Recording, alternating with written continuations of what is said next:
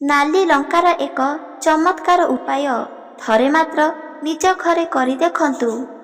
ଶତ୍ରୁ ସବୁଦିନ ପାଇଁ ଆପଣଙ୍କ ଜୀବନରୁ ଚାଲିଯିବ, ଶତ୍ରୁର ବିନାଶ ଘଟିବ। ଏହି ଉପାୟକୁ କେବେ ବି ହାତଛଡ଼ା କରନ୍ତୁ ନାହିଁ। ପ୍ରତ୍ୟେକ ବ୍ୟକ୍ତି ଥରେ ମାତ୍ର ଏହାକୁ ପ୍ରୟୋଗ କରି ଦେଖନ୍ତୁ। ଜୀବନ ଆପଣଙ୍କର ସବୁଦିନ ପାଇଁ ବଦଳିଯିବ। ଚାଲନ୍ତୁ ଜାଣିବା ଏକ ଚମତ୍କାର ଉପାୟ। ମନେ ରଖନ୍ତୁ, ଏହି ଉପାୟ କେବଳ ଗୁପ୍ତରେ କରନ୍ତୁ।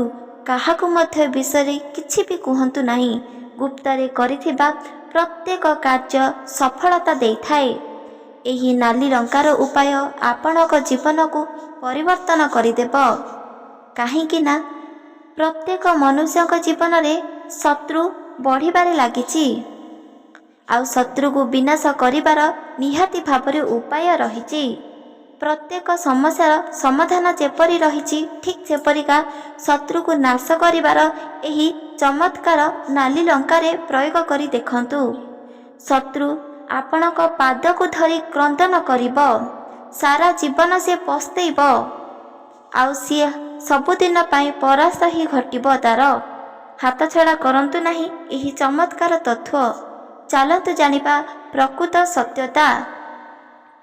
ଏହି ଦୁନିଆରେ ଯଦି କୌଣସି ବ୍ୟକ୍ତି କିଛି କାର୍ଯ୍ୟ ବା ସଫଳତା ଯଦି ପ୍ରାପ୍ତ କରୁଛି, ତାହେଲେ ଅଧିକାଂଶ ବ୍ୟକ୍ତି ତାଙ୍କର ନିଜ ଲୋକ ହେଉ, ଘର ଲୋକ ହେଉ କିମ୍ବା କୌଣସି ସାଙ୍ଗସାଥି ବା ପଡ଼ୋଶୀ ଲୋକ ହେଉ, ସମସ୍ତେ ଈର୍ଷା କରନ୍ତି। ଆଉ ଈର୍ଷାରେ ଆସି ତାଙ୍କୁ ବହୁତ କିଛି କଷ୍ଟ ଯନ୍ତ୍ରଣା ଦେଉଛନ୍ତି। ମିତ୍ରଟା ଶତ୍ରୁରେ ପରିବର୍ତ୍ତନ ହୋଇଯାଉଛି, ଘର ଲୋକମାନେ ମଧ୍ୟ ଶତ୍ରୁ ବନିଯାଉଛନ୍ତି। ଏହି ଶତ୍ରୁମାନେ କେବେ ବି ଚାହାନ୍ତି ନାହିଁ ସେହି ବ୍ୟକ୍ତିଙ୍କୁ କେବେ ବି କୌଣସି ବି କାର୍ଯ୍ୟରେ ସଫଳତା ହେବା ପାଇଁ।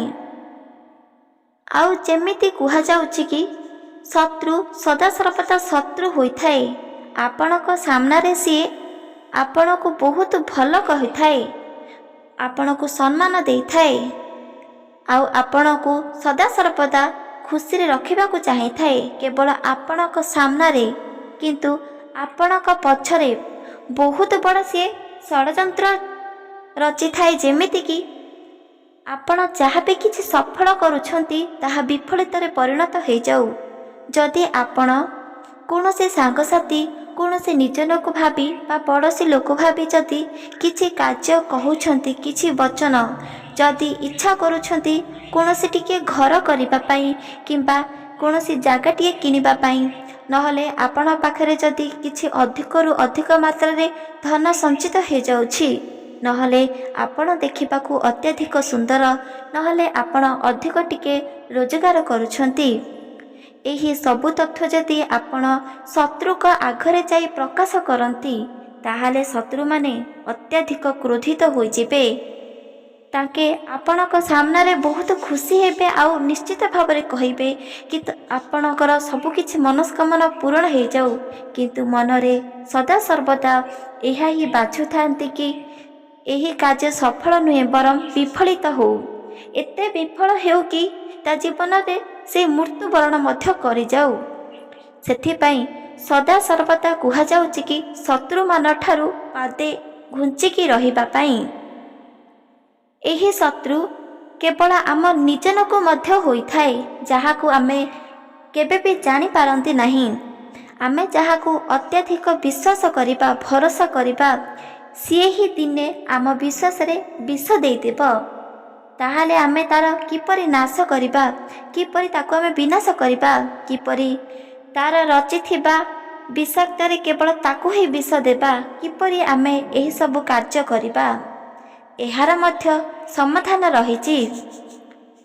ଯଦି କୌଣସି ବ୍ୟକ୍ତି ଏ ବିଷୟରେ କୌଣସି କଥା ଜାଣିପାରନ୍ତି ନାହିଁ, ଆଉ ଶତ୍ରୁକୁ ସଦାସର୍ବଦା ବିଶ୍ୱାସ କରିଦିଅନ୍ତି, ସେହି ଶତ୍ରୁକୁ ନାଶ କରି ଆଗକୁ ବଢ଼ିବାର ଅଛି। ଶତ୍ରୁ ସଦାସର୍ବଦା ଆପଣଙ୍କ ପାଖେ ପାଖେ ଥିବେ, ଆଉ ଠିକ୍ ସମୟ ମୌକା ଦେଖି ଆପଣଙ୍କର ପାଦକୁ ସବୁଦିନ ପାଇଁ ଖିଚିଦେବେ।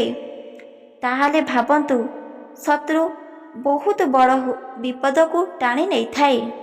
ଯମଦୂତଠାରୁ ମଧ୍ୟ ଅଧିକ କଷ୍ଟ ଦେଇଥାଏ ଏହି ଶତ୍ରୁ।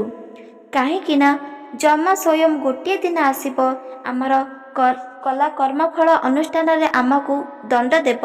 ଆଉ ଠିକ୍ ଆମ ଆଖି ଆଗକୁ ଆସି ଆମକୁ ଦଣ୍ଡ ଦେବ। କିନ୍ତୁ ଶତ୍ରୁ କେବେ ବି ଆଖି ଆଗକୁ ଆସି ଦଣ୍ଡ ଦେବ ନାହିଁ କି ବିପଦରେ ପକାଇବା ନାହିଁ, ବରଂ ଆପଣଙ୍କ ପିଠି ପଛରେ ରହି ଆପଣଙ୍କୁ ବିପଦରେ ପକାଇବାକୁ ଚେଷ୍ଟା କରିବ।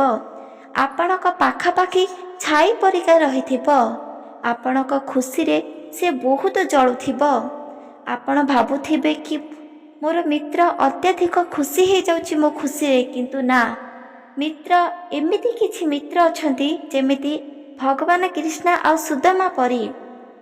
କିନ୍ତୁ ଏହି କଳି ଯୁଗରେ ତ କାହାକୁ ମଧ୍ୟ ବିଶ୍ୱାସ କରିବା ଉଚିତ ନୁହଁ, କେବଳ ଭଗବାନ ହିଁ।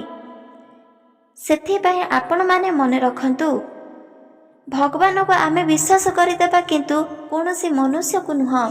ଯଦି ଆଜିକ ଦୁନିଆରେ କିଏ ଆମର ଶତ୍ରୁ ବନିଛନ୍ତି, ତାହେଲେ କୌଣସି ବାହାର ଲୋକ ନୁହଁ କିମ୍ବା ପଦା ଲୋକ ନୁହଁ, ବରଂ ସେହି ଶତ୍ରୁ ହୋଇଥାଏ ଯେଉଁ ମିତ୍ରକୁ ଆମେ ଆମର ପ୍ରତ୍ୟେକ ଘଟଣା, ପ୍ରତ୍ୟେକ କଥା ଆମେ ତାକୁ ଜଣାଇଥାଉ।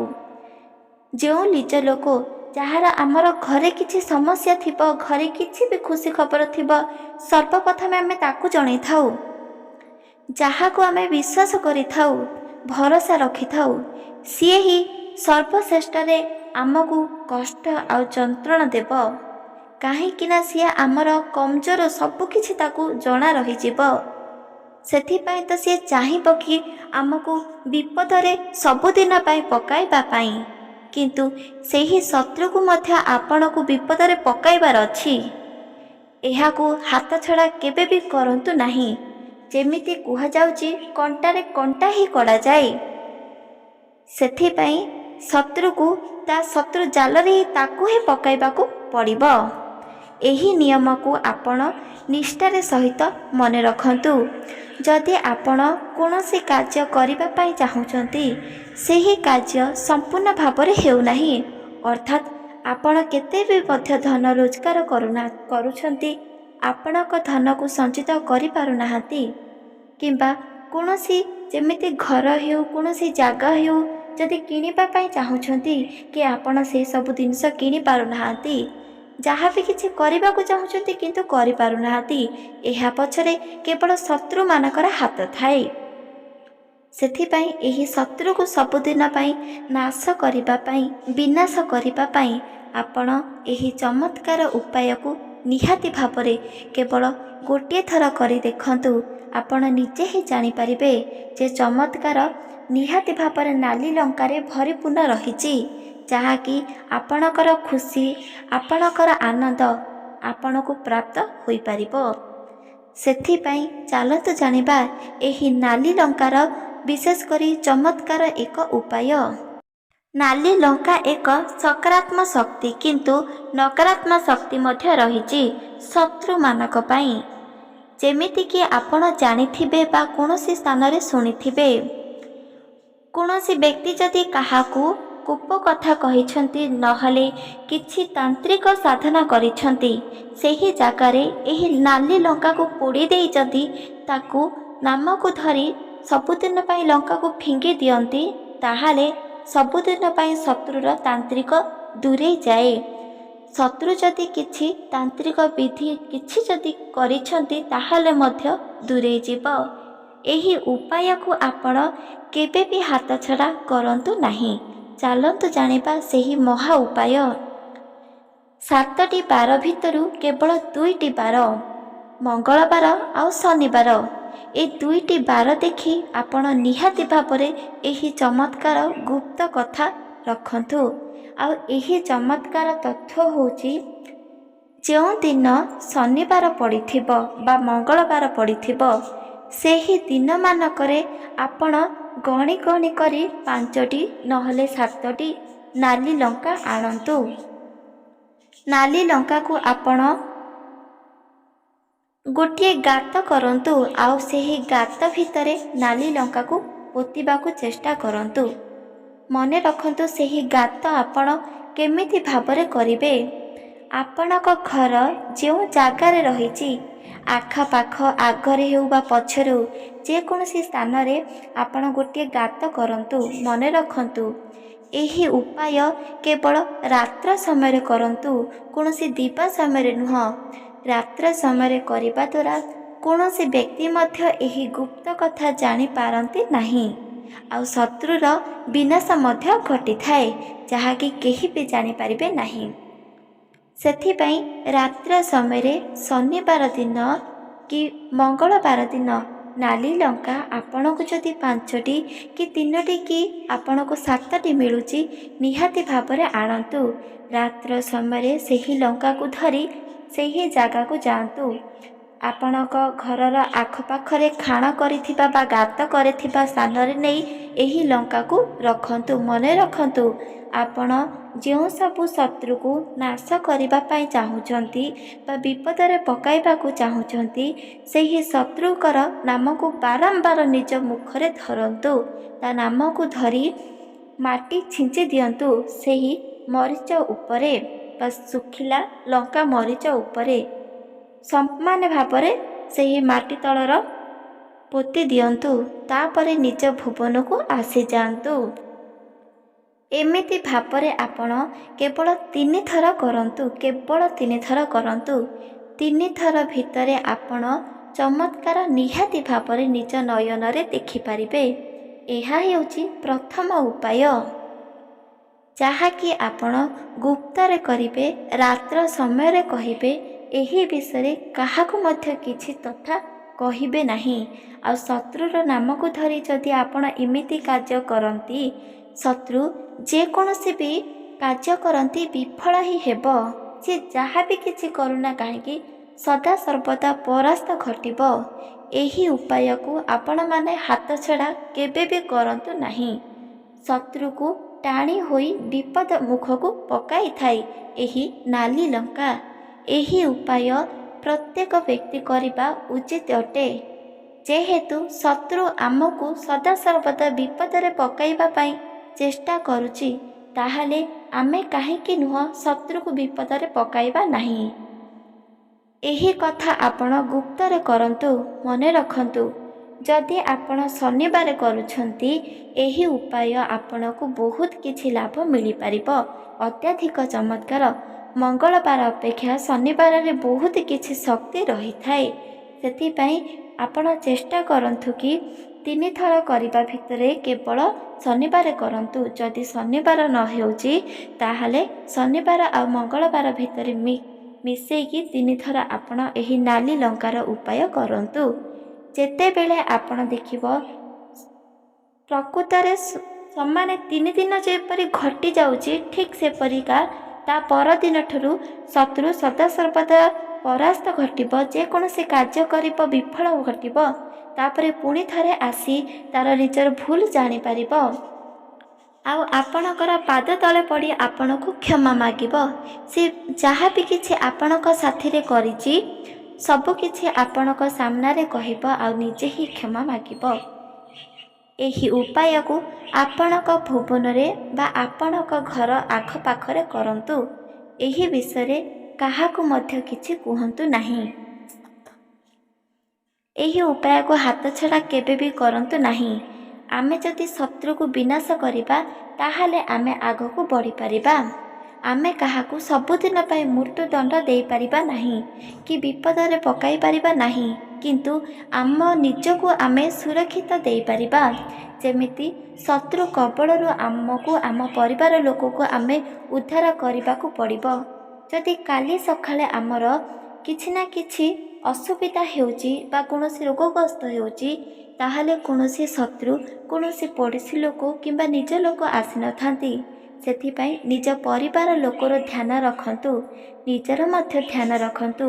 ଶତ୍ରୁକୁ ନାଶ କରିବା, ଶତ୍ରୁକୁ ମୃତ୍ୟୁଦଣ୍ଡ ଦେଇ ନୁହଁ, ବରଂ ଶତ୍ରୁ ଆପଣଙ୍କ ଉପରେ ଯେଉଁ ଈର୍ଷା କରି, କପଟ କରି ଯାହା ବି କିଛି କରୁଛି କାର୍ଯ୍ୟ, ସେହି କାର୍ଯ୍ୟକୁ ବିଫଳ କରିବା ପାଇଁ ଏହି ନାଲି ଲଙ୍କାର ଉପାୟଟି ଆପଣ ନିହାତି ଭାବରେ ଥରୁଟିଏ ମାତ୍ର କରନ୍ତୁ।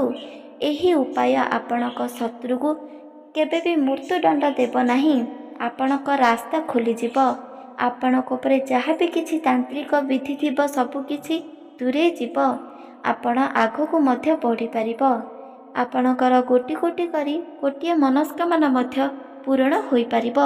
ଏହି କଥା ଆପଣ ହାତଛଡ଼ା କେବେ ବି କରନ୍ତୁ ନାହିଁ। ଏବେ ଚାଲନ୍ତୁ ଜାଣିବା ଦ୍ୱିତୀୟ ଉପାୟ। ଦ୍ୱିତୀୟ ଉପାୟ ମଧ୍ୟ ନିହାତି ଭାବରେ ନିଜ ଘରେ ଥରେ ମାତ୍ର କରନ୍ତୁ। ଏହା କରିବା ଦ୍ୱାରା ମଧ୍ୟ ବହୁତ କିଛି ପୁଣ୍ୟ ପ୍ରାପ୍ତ ହୋଇଥାଏ। ଏହି ଦ୍ୱିତୀୟ କାମ ନିହାତି ଭାବରେ ନିଜ ଭୁବନରେ କରନ୍ତୁ। ଏହା କରିବା ଦ୍ୱାରା ମଧ୍ୟ ଆପଣଙ୍କ ଶତ୍ରୁର ବିନାଶ ଘଟିଥାଏ ଆଉ ଆପଣ ସବୁଦିନ ପାଇଁ ସଫଳତାର ପାହାଚ ଚଢ଼ି ମଧ୍ୟ ପାରିବେ। ହାତଛଡ଼ା କରନ୍ତୁ ନାହିଁ ଏହି ଉପାୟ। ଠିକ୍ ଯେପରିକା କୁହାଯାଇଛି, ନାଲି ଲଙ୍କାକୁ ମାଟି ତଳେ ପୋତିବାର ଅଛି, କିନ୍ତୁ ଏଇଟା କିଛି ଅଲଗା ହୋଇଥାଏ। ଯେଉଁଦିନ ଶନିବାର ଥିବ କି ମଙ୍ଗଳବାର ଥିବ, ସେହି ଦୁଇଟି ବାରରେ ଆପଣଙ୍କୁ ନାଲି ଲଙ୍କା ନେଇ କିଛି ନିଆଁରେ ପକାଇଦେବ, ଯେମିତି ତାର ବାସ୍ନା ପୁରା ଆପଣଙ୍କର ଭୁବନକୁ ଖେଳିଯିବ। ସେହି ରାଗ ବାସ୍ନା ଯଦି ଆପଣଙ୍କ ପୁରା ଭୁବନ ସାରା ଖେଳିଯିବ, ତାହେଲେ ଯେତେ ବି ଶତ୍ରୁର ନକାରାତ୍ମକ ଶକ୍ତି ଥିବ ସବୁକିଛି ନାଶ ହୋଇଯିବ ଆଉ ସବୁଦିନ ପାଇଁ ନଷ୍ଟ ହୋଇଯିବ ଆଉ ଆପଣଙ୍କର ସବୁଦିନ ପାଇଁ ରାସ୍ତା ଖୋଲିଯିବ। ଏହି ଉପାୟ ନିହାତି ଭାବରେ କରନ୍ତୁ। ଯଦି ଭାବୁଛନ୍ତି ଆପଣଙ୍କ ଉପରେ ଶତ୍ରୁର ଛାୟା ଲାଗି ରହୁଛି, ଆପଣଙ୍କ ତାନ୍ତ୍ରିକ ବିଧି କିଛି ରହିଛି, ତାହେଲେ ଏହି ଉପାୟ ନିଜ ଭୁବନରେ କରନ୍ତୁ। ଶନିବାର ଦିନ ନହେଲେ ମଙ୍ଗଳବାର ଦିନ ଦେଖି ଆପଣ ଏହି ନାଲି ଲଙ୍କାକୁ ପୋଡ଼ି ଦିଅନ୍ତୁ। ତା ବାସ୍ନା ପୁରା ଭୁବନ ଆଡ଼େ ଖେଳାଇ ଦିଅନ୍ତୁ। ତାପରେ ସେହି ଲଙ୍କାକୁ ଆପଣ ବାହାରି ସ୍ଥାନକୁ ଦେଖି ଫିଙ୍ଗି ଦିଅନ୍ତୁ। ବାହାରେ ଫିଙ୍ଗି ତା ଉପରେ କିଛି ଲୁଣ ଛିଞ୍ଚି ଦିଅନ୍ତୁ। ଶୁଖିଲା ଲଙ୍କା ସମ୍ପୂର୍ଣ୍ଣ ଭାବରେ ଧୂଆଁ ବାହାରୁଥିବ, ସେହି ସମୟରେ ଆପଣ ଯଦି ଲୁଣ ପକାଇ ଦିଅନ୍ତି ଆଉ ଠିକ୍ ଏପରି କୁହନ୍ତି କି, ଯଦି ଶତ୍ରୁର ସବୁଦିନ ପାଇଁ ଆଖ୍ୟା ରହିଛି ତାହା ଦୂରେଇ ଯାଉ, ଏମିତି କହି ଆପଣ ଯଦି ଲୁଣ ଛିଞ୍ଚି ଦିଅନ୍ତି ସେହି ଲଙ୍କା ଉପରେ, ତାହେଲେ ଦେଖିବେ 6-7 ଦିନ ଭିତରେ ଆପଣଙ୍କର ଶତ୍ରୁର ଛାୟା ସବୁଦିନ ପାଇଁ ଦୂରେଇ ଯିବ। ଆପଣଙ୍କର ରାସ୍ତା ସବୁଦିନ ପାଇଁ ଖୋଲିଯିବ। ଆପଣ ଯାହା ଚାହିଁବେ ତାହା ଅତ୍ୟନ୍ତ ଶୀଘ୍ର ମଧ୍ୟ କରିପାରିବେ। କିନ୍ତୁ ମନେ ରଖନ୍ତୁ, ଏହି ଉପାୟ ମଧ୍ୟ ଆପଣଙ୍କ ଘରେ କରନ୍ତୁ, ସେ ପୁଣି ଗୁପ୍ତରେ। କାହାକୁ ମଧ୍ୟ ଏ ବିଷୟରେ କିଛି କୁହନ୍ତୁ ନାହିଁ। କହିବା ଦ୍ୱାରା କୌଣସି ବି ମନସ୍କାମନା ପୂରଣ ହୋଇନଥାଏ। ସେଥିପାଇଁ ଏହାକୁ ଆପଣ ମନେ ରଖନ୍ତୁ। ଗୁପ୍ତରେ ଯେକୌଣସି ବି କାର୍ଯ୍ୟ କରନ୍ତୁ, ତାହା ସଫଳତା ଆପଣଙ୍କୁ ନିହାତି ଭାବରେ ଦେଇପାରିବ। ଏବେ ଚାଲନ୍ତୁ ଜାଣିବା ତୃତୀୟ କାର୍ଯ୍ୟ ମଧ୍ୟ ଆପଣଙ୍କ ଘରେ କରନ୍ତୁ। ଏହା କରିବା ଦ୍ୱାରା ଆପଣଙ୍କ ଘରରେ ସରିଯାଇଥିବା ଧନ ସମ୍ପତ୍ତି ପୁଣି ଥରେ ଭୁବନକୁ ଆସିଯିବ। ଖୁସି ଆନନ୍ଦ ଚାଲିଯାଇଥିବା ଜିନିଷ ମଧ୍ୟ ପୁଣି ଥରେ ନିଜ ଭୁବନକୁ ଆସିପାରିବ। ନକାରାତ୍ମକ ଶକ୍ତି ଏହି ଭୁବନରୁ ଚାଲିଯିବ ଆଉ ସକାରାତ୍ମକ ଶକ୍ତି ନିଜ ଭୁବନକୁ ଆସିଯିବ। ତା ସାଥିରେ ମା ଲକ୍ଷ୍ମୀ, କୁବେର ଭଗବାନ ଆଉ ଗଣେଶଙ୍କର ଆଶୀର୍ବାଦ ମଧ୍ୟ ପ୍ରାପ୍ତ ରହିପାରିବ। ହାତଛଡ଼ା କରନ୍ତୁ ନାହିଁ ଏହି ଉପାୟ। ଆପଣଙ୍କ ଜୀବନକୁ ଆଉ ଭାଗ୍ୟକୁ ମଧ୍ୟ ପରିବର୍ତ୍ତନ କରିଦେବ। ଯାହା ଚାହିଁବ ତାହା ପ୍ରାପ୍ତ ହୋଇଯିବ। ଧନ ସମ୍ପତ୍ତି ସବୁକିଛି ଆପଣଙ୍କୁ ପ୍ରାପ୍ତ ହେବ। ସେଥିପାଇଁ ଏହାକୁ ହାତଛଡ଼ା କେବେ ବି ମଧ୍ୟ କରନ୍ତୁ ନାହିଁ। ଏବେ ଚାଲନ୍ତୁ ଜାଣିବା ତୃତୀୟ ଉପାୟ। ଆପଣଙ୍କ ଜୀବନରେ ଯଦି ସବୁଦିନ ପାଇଁ ସଫଳତା ପାଉନାହାନ୍ତି ଆଉ ବିଫଳ ହେଉଛନ୍ତି, ଯେକୌଣସି କାର୍ଯ୍ୟ କରୁଛନ୍ତି ଆପଣଙ୍କର ପରାସ୍ତ ହେଉଛି, ଘର ହେଉ, ଜମି ହେଉ, କୌଣସି ଜିନିଷ ବା ବସ୍ତୁ ହେଉ, ଯଦି ଆପଣ ଆଣିପାରୁନାହାନ୍ତି କିମ୍ବା ଋଣରୁ ବୋଝ ବିଲକୁଲ ବି ହଟୁନାହିଁ, ତାହେଲେ ଏହି ଉପାୟ ନିହାତି ଭାବରେ ନିଜ ଘରେ କରନ୍ତୁ। ଏକ ଲଙ୍କାର ଉପାୟ। ଯେଉଁ ଲଙ୍କାର ମଞ୍ଜି ଅର୍ଥାତ୍ ଶୁଖିଲା ଲଙ୍କାର 7ଟି ମଞ୍ଜିକୁ ବାହାର କରନ୍ତୁ। ଆପଣଙ୍କର ନକାରାତ୍ମକ ଶକ୍ତିକୁ ବାହାର କରିବାର ଅଛି ଆଉ ଆଶୀର୍ବାଦ ନେବାର ଅଛି। ଆପଣ ଯେକୌଣସି କାର୍ଯ୍ୟ କରୁଛନ୍ତି ଅଧାରେ ରହୁଛି, ତାହା ସମ୍ପୂର୍ଣ୍ଣ ଭାବରେ ପୂରଣ ହୋଇଯିବ। ସେହି ନାଲି ଲଙ୍କାର ଭିତରେ ବାହାରିଥିବା ମଞ୍ଜିକୁ ସେ ପୁଣି 7ଟି ମଞ୍ଜି ଗଣି ଗଣି 7ଟି ମଞ୍ଜିକୁ ଏକତ୍ରିତ କରନ୍ତୁ। ସେହି ମଞ୍ଜି ଯାକକୁ ଆପଣ ବାହାରି ନେଇ ଆପଣଙ୍କ ଘରର ବହୁତ ଦୂରକୁ ନେଇ 7ଟି ମଞ୍ଜିକୁ ଫୋପାଡ଼ି ଦିଅନ୍ତୁ। ନହେଲେ ଖାଣ କରି ସେହି 7ଟି ମଞ୍ଜିକୁ ତଳେ ପକାଇ ତାକୁ ପୁଣି ଥରେ ପୋତି ଦିଅନ୍ତୁ। ଏହା କରିବା ଦ୍ୱାରା ଶତ୍ରୁର ବିନାଶ ଘଟିଥାଏ। ଶତ୍ରୁ ବହୁତ କ୍ରନ୍ଦନ କରିଥାଏ। ଶତ୍ରୁ ଜାଣିପାରେ କି ତା ଜୀବନରେ ସିଏ ଯାହା ବି କିଛି ଭୁଲ କରିଛି, ଆଉ ଆପଣଙ୍କ ପାଖକୁ ଆସି ମଧ୍ୟ ସେ କ୍ଷମା ମାଗିବ। ସେ ପୁଣି ଆପଣଙ୍କର ପାଦକୁ ଧରି ହାତଛଡ଼ା କରନ୍ତୁ ନାହିଁ ଏହି ନାଲି ଲଙ୍କାର ଉପାୟ। ଆପଣଙ୍କୁ ଆପଣଙ୍କର ଭାଗ୍ୟକୁ ମଧ୍ୟ ପରିବର୍ତ୍ତନ କରିଦେଇଥାଏ। ଜୀବନ ସମ୍ପୂର୍ଣ୍ଣ ଭାବରେ ବଦଳି ଦେଇଥାଏ। ଏହି ନାଲି ଲଙ୍କା ଆପଣଙ୍କର ଜୀବନ, ଆପଣଙ୍କର ପରିବାର ଜୀବନକୁ ମଧ୍ୟ ସୁରକ୍ଷିତ ଦେଇପାରିବ। ଏହି ନାଲି ଲଙ୍କାର ମଞ୍ଜି ହେଉ ବା ନାଲି ଲଙ୍କା ହେଉ, ନହେଲେ ନାଲି ଲଙ୍କା ପୋଡ଼ା ହେଉ, ଆପଣ ତିନିଟାରୁ ଯେକୌଣସି ବି ଗୋଟିଏ ଉପାୟ କରିକି ଥରେ ମାତ୍ର ଦେଖନ୍ତୁ। ଥରେ ମାତ୍ର ଏହା ପ୍ରୟୋଗ କରି ଦେଖନ୍ତୁ। ଆପଣଙ୍କ ଶତ୍ରୁର ବହୁତ କିଛି ନଷ୍ଟ ହୋଇଯିବ। ଯାହା ବି ସେ ଉନ୍ନତି କରି ରଖିଥିବ, ସେ ଧନ ହେଉ, ମାନ ହେଉ, ସମ୍ମାନ ହେଉ, ସବୁକିଛି ନଷ୍ଟ ହେବ। କିନ୍ତୁ ଏହି କଳିଯୁଗରେ ନିଜକୁ ବଞ୍ଚାଇବା ବା ସୁରକ୍ଷିତ ଦେବା ଉଚିତ ଅଟେ।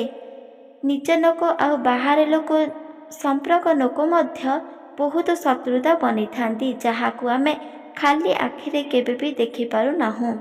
ଆଉ ଏହି ଶତ୍ରୁକୁ ବିନାଶ କରିବାର ଏହି ଉପାୟ ନିହାତି ଭାବରେ ଥରେ ମାତ୍ର ଏହାକୁ ଚେଷ୍ଟା କରି ଦେଖନ୍ତୁ। ଆପଣଙ୍କ ଜୀବନରୁ ସବୁଦିନ ପାଇଁ ଶତ୍ରୁର ଛାୟା ଚାଲିଯିବ, ଶତ୍ରୁର ଭୟ ଚାଲିଯିବ। ଆଉ ସିଏ ସେହି ଦିନଠାରୁ କ୍ରନ୍ଦନ କରିବା ଆରମ୍ଭ କରିବ। ଧୀରେ ଧୀରେ କରି ତାର ସବୁକିଛି ବିନାଶ ଘଟିବ।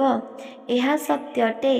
ଆପଣମାନଙ୍କୁ ଏହି ନାଲି ଲଙ୍କାର ଏହି ଚମତ୍କାର ବା ଗୁପ୍ତ କଥା କିପରି ଲାଗିଲା, କମେଣ୍ଟ ମାଧ୍ୟମରେ ନିହାତି ଭାବରେ ଜଣାଇ ପାରିବେ।